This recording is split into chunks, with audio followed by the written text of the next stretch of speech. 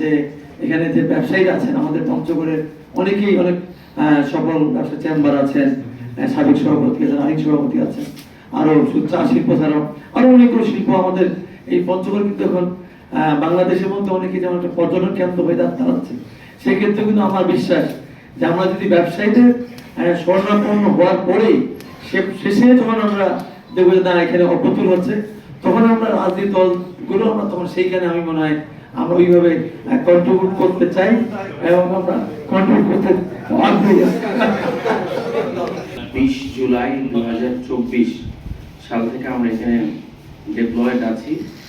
আমরা মূলত সৈয়দপুর ক্যান্টনমেন্টের স্টেশন আমরা, বাট পরবর্তীতে দেশের পরিস্থিতির কারণে আমরা এখানে ডিপ্লয়েড হই।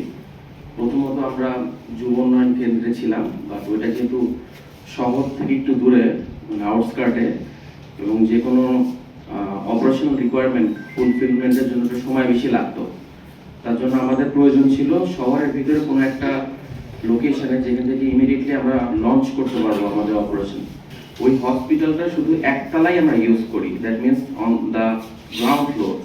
এই গ্রাউন্ড ফ্লোরটা ইউজ করি আমাদের কিছু অ্যাডমিনিস্ট্রেটিভ কাজে আমরা ইউজ করি।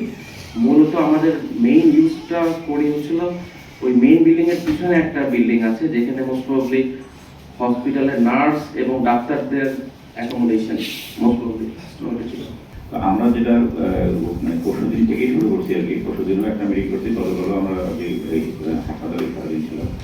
তো যেটা হচ্ছে যে আমরা 6 তলায় যে আমাদের যে ফ্লোরটা আছে, এটা এক পাশে হলো 50টা বেড, আর এক পাশে 50টা বেড, এখন 100 বেড, পুরুষ 50, মহিলা 50, মেডিসিন 31 দফা দেওয়া হয়েছে, সেখানে 26 দফায় সবার জন্য স্বাস্থ্য এই কথাটা লেখা আছে। কাজে কাজে আজকে খুব আনন্দিত, বিশেষ করে আমরা 31 দফার মধ্যে 26 দফায় যে স্বাস্থ্যের কথাটা আছে, এটা একটা পুরোনোর দিকে যাচ্ছে, বিশেষ করে পঞ্চগড় জেলায়।